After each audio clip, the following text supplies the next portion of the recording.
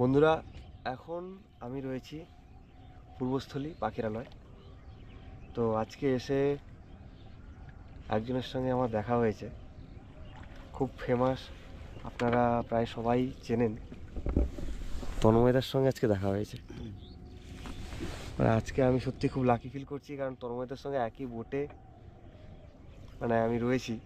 দাদার কাছ থেকে অনেক কিছু শেখার রয়েছে, অনেক প্রশ্ন আমার মনে জমেছিল, দাদাকে সেগুলো জিজ্ঞাসা করলাম। দাদা বেশ কিছু আমাকে কথা বললো। তো আজকের দিনটা আমার সত্যিই খুব ভালোভাবে শুরু হয়েছে। ভোরবেলা এখানে এসেছিলাম, তখন প্রায় 6:30 মতো বাজে। এখন জানি না কটা বাজে, দেখে বলতে হবে। এখনও পর্যন্ত দারুণভাবে দিনটা কাটছে। আমার 8:16 বাজে, এখন 8:16। আর আজকে যে দাদার বোটে রয়েছি, সত্যি দাদা অমায়িক লোক।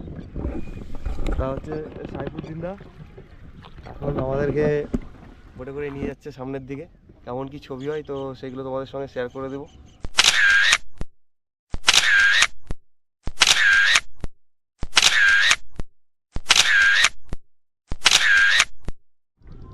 আমরা বেশ কিছু পাখির ছবি তোলার পর এগিয়ে চললাম অস্প্রের খোঁজে। এই লেকের জল এতটাই পরিষ্কার, নিচে গাছগুলো দেখা যাচ্ছে।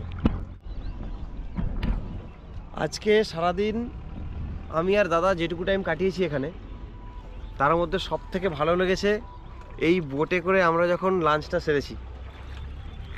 আমার একটা নতুন অভিজ্ঞতা হয়েছে, দারুণ লেগেছে। এই চুপি পাখিরালয়ের একটা অন্যতম আকর্ষণ অস্প্রে, যেটা খুঁজে আমরা গেছিলাম কিন্তু পাইনি। প্রায় 2 ঘন্টার ওপরে আমরা ছিলাম, অস্প্রের জন্য ওয়েট করছিলাম, কিন্তু দেখা পাইনি। তো আমরা এখন ফেরার পথে রওনা দিয়েছি।